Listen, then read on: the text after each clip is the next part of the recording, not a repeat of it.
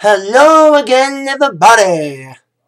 Zack Attack is here with the Atakline for Thursday, December the 13th, 2012. Of course, yesterday was Wednesday, 12/12/12. Of course, they have the benefit concert for Hurricane Sandy 12/12/12 taking place last night in Madison Square Garden, New York City. It was about a 4 or 5 hour show. Here's my list of the best and the worst performances and moments of the concert last night. Best performances. Definitely in everyone's mind, I agree with many. The Who kicked ass last night.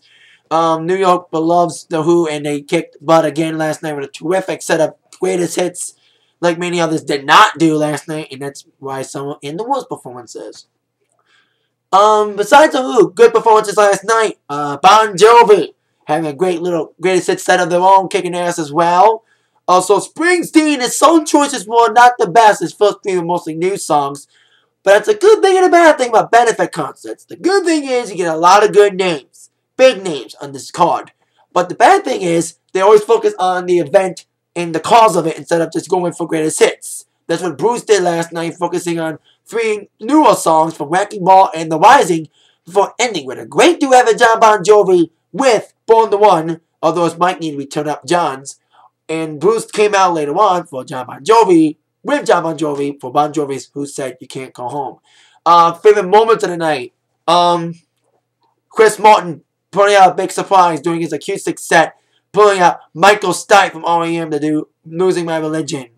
He's like, I'm not the only guy without a band. Michael Stipe is. And that was a great performance. Michael Stipe still sounds great, and it's sad he's not doing anything solo, but it's deservingly so because he doesn't feel like topping himself with 30 years of R.E.M. So that's a favorite moment for me. And of course, moment everyone's been talking about, the Nirvana reunion. Of course, involving Paul McCartney with Chris Novoselic and Dave Grohl, along with Pat Smear, doing a new song, Cut Me Some Slack, from Dave Grohl's upcoming movie about Sound City Studios in L.A. It was interesting, to say the least. You know, it's rough and bluesy and grungy at the same time. And it's just a one-off thing. It's not going to be like a whole album thing. It's just this one song. It's kind of weird having Paul McCartney take Kurt Cobain's space, but it's kind of a decent rocking song. And all the highlights include Alicia Keys ending it with Empire State of Mind without Jay-Z. And she had an okay performance with No One ending her little small set. Roger Waters, liked him doing Comfortably Numb with Eddie Vedder. That was kind of a cool performance from him as well. Worst performance of the night? Bar none. Kanye. Kanye West sucked. The sound throughout the evening was mixed okay. Like, they had to turn up John Bon Jovi's mic a lot during the Born the One duet. But Kanye, you can hear shit. I don't care what network was it on. It's like a lot of networks were airing it. But Kanye, doesn't matter what channel was it on. HBO, AMC, no matter what channel was it on. Kanye sounds the same. Sound like shit. The sound mixer was on, and it felt like Kanye was on for an eternity. Another bad performance. Just disappointing. Rolling Stones only doing 2 songs. Yet you let Kanye West go on for what seemed like a fucking eternity. What the fuck? Bullshit, man. But I can guess why only Stones did 2 songs. Stones were one of the last editions. They were only added 3 days ago. Plus the fact they had a concert tonight, as well as doing this. They don't want to do like a 4-song set, then do like a 2-hour show the next day. Or in my mind, I felt it's like an advertisement for the pay-per-view. Stones were like saying, oh, here's the first 2 songs for free. Want to see the rest? Pay $45 for the pay-per-view Saturday at the Prudential Center. So that might be another reason why. In my mind, I thought Rolling Stones only did 2 songs. But Kanye sucked it. Another one that sucked, just because of song selection, Clapton. I don't like Clapton's song selection. I know they were focusing on the cause of things, but I thought Clapton was okay, but disappointed me because of the lack of good songs. That's why I thought Clapton sucked. But indeed, it was a great night last night besides some duds, especially Kanye. It was indeed a fun night last night on the 12/12/12 concert, raising a lot of money. I don't think they revealed how much they made yet from the night, but indeed it was a big night. Good night for music in MSG. The crowd kind of sucked though, but it was a Wednesday night show, but it was okay event. So there you go. 12/12/12 event.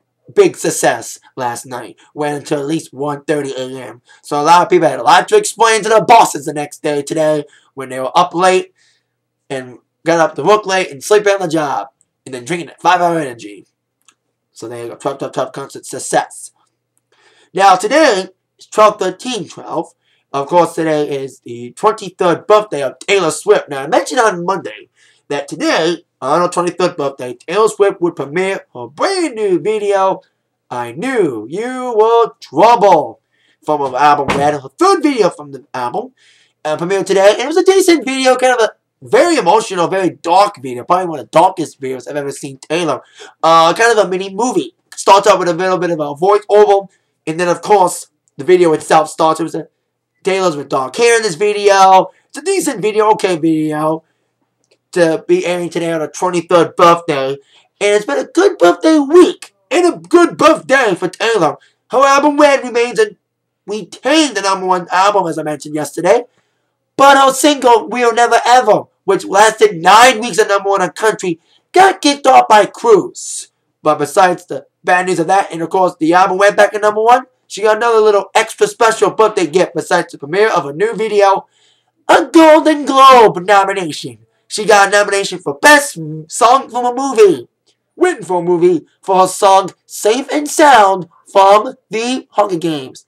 The bad news is she's up against Adele, Skyfall, for that. So I'm guessing Taylor is going to lose in that category. She'll probably lose to Adele, Skyfall. I think John Bon Jovi's nominated as well. But when it comes to Golden Globe nominations, upping the nominations when it comes to movies, the Django Unchained from Quentin Tarantino scoring 5 nods, Lincoln scoring 6, including, of course, Best Picture. Well, Silver Linings Playbook and Zero Dark 30 both received 4 nominations, going for Oscar chances. And also, Les Miserables got nominated for Best Comedy Musical or Comedy, and a couple other surprise nods, a couple of snubs. And Nicole Kidman got herself 2 nominations, one for Best Supporting Actress in The Paperboy, another one for a TV movie that she did. And speaking of TV, topping the TV nods is the winner of many Emmys this past September, Homeland, getting a couple nominations, as well as in the mini-movie category, Game Change from HBO, beating the hell out of Hatfield McCoy's at the Emmys, and also nominated for Golden Globes this time, both. And of course, my beloved Modern Family up again for Best Comedy, and of course, Best Supporting Actor and Actors in a Comedy. Actor Ty Burrell's nominated, not Ty Burrell, Eric Stonestreet, Cam, and Gloria, a.k.a. Sofia Vergara, is nominated for Best Supporting Actress, and I'll talk about Modern Family's new episode last night in just a few minutes. Now, there was some snubs. Magic Mike snubbed. That was a snubbed. Flight was even snubbed. The movie with Denzel Washington was kind of snubbed. I thought that one was going to be big. And also Tom Hanks' movie. The movie with him and Halle Berry. Makes sense because that movie kind of tanked. Atlas or something. Forgot the name of that movie total. But anyway, there you go. Golden Globe nominations announced. And I hope Modern Family wins. Of course, it'll be taking place on January something on ABC, NBC. And thank God this year, Ricky Gervais hosting. Great duo for hosting. Amy Poehler and Tina Fey hosting the Golden Globes. Great choices. Should be a great hosting job for both funny ladies. So there you go. All the funny ladies. All the funny ladies. So there you go. Golden Globe nods announced. Now, as I mentioned, my beloved Modern's nominated. And we get started with Modern Family last night. The last episode of 2012. And it was a decent episode last night. It's all about fighting and not believing in each other. As we saw throughout the evening in the storylines, not much of the kids besides Luke and Manny doing the baseball thing and having Manny hit the ball and get him a base, and that's what happened. While Phil and Cam were disagreeing with Mitchell and Claire for working on a house. They thought they wouldn't do it, but they worked on a baseball field. And it was this weird storyline with them. It was kind of funny. And there was one line that kind of got me, but I finally agreed with it. When Claire and Cam were doing the field, and Claire started crying a bit, and then Cam's like, Claire, what do we learn from League of Their Own? There's no crying in baseball? No, Madonna's a lousy actress. I was like, damn, full moon, but I was like, okay, that's agreeable. Have you ever seen Swept Away? Or any of the other movies besides Evita? Probably her best acting job. But anyway, very funny modern. Last one of the year. And at the end of the episode, they said that Gloria is going to get buff in January. So I can only imagine that episode when Gloria, aka Sophia Vergara, gives books. Should be a funny episode. They didn't say what day in January, but it's saying it's going to happen in January when it comes back. I'm guessing because everybody else, Tuesday's shows are coming back January 1st, so I'm guessing New Modern returns January 2nd. Or the 8th. I'm guessing the 2nd, because everybody else is coming back New Year's Day.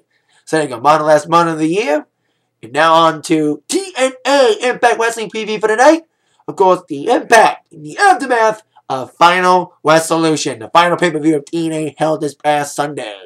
Top 5 questions that must be answered tonight. Starting with question number 5. What will go down when Velvet Sky makes her in-ring return tonight? Now, last week, Velvet Sky returned to TNA as many expected, but I thought she was going to return early next year, but she returned last week to indeed make every knockout know that she's back in action and won that knockout's belt again. And well, Velvet's going to be on the road back. She makes her in-ring return tonight against longtime enemy and former Beautiful People's member, Madison Wayne. So it'll be great to see Velvet back. And of course, Taz will be happy saying, let those pigeons loose. Yet again, can't wait to see Velvet back wrestling.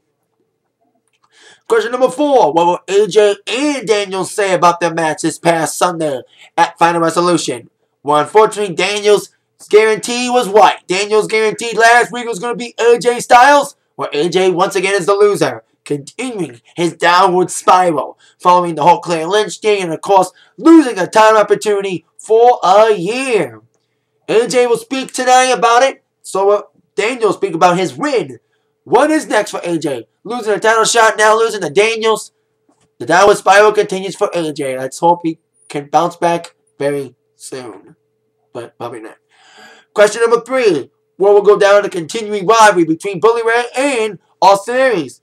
That feud ain't over by a long shot, especially after what happened Sunday when Austin Aries got the victory with a low blow as referee was distracted and Bully Ray was by Brooke Hogan.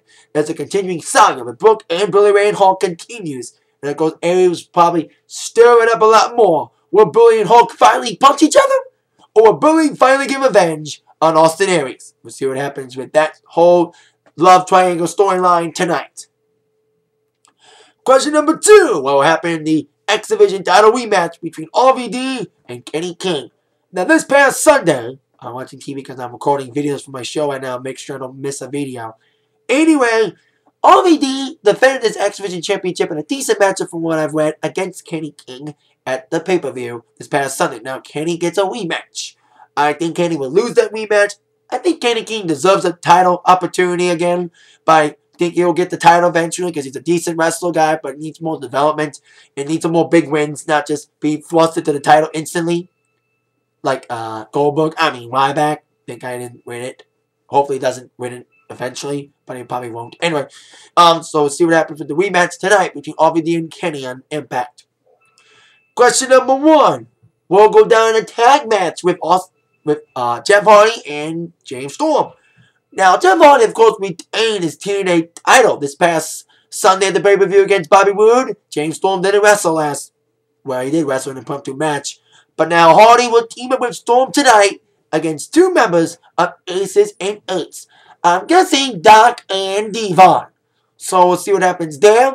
Especially will Bobby Roode get involved since Aces and Eights, who were paid off Bobby Roode last week, eventually beat the crap out of Bobby Roode during the pay-per-view after he lost to Jeff Hardy. So we'll see what happens there in the aftermath of Final Resolution tonight at 8 on TNA Impact on Spike TV.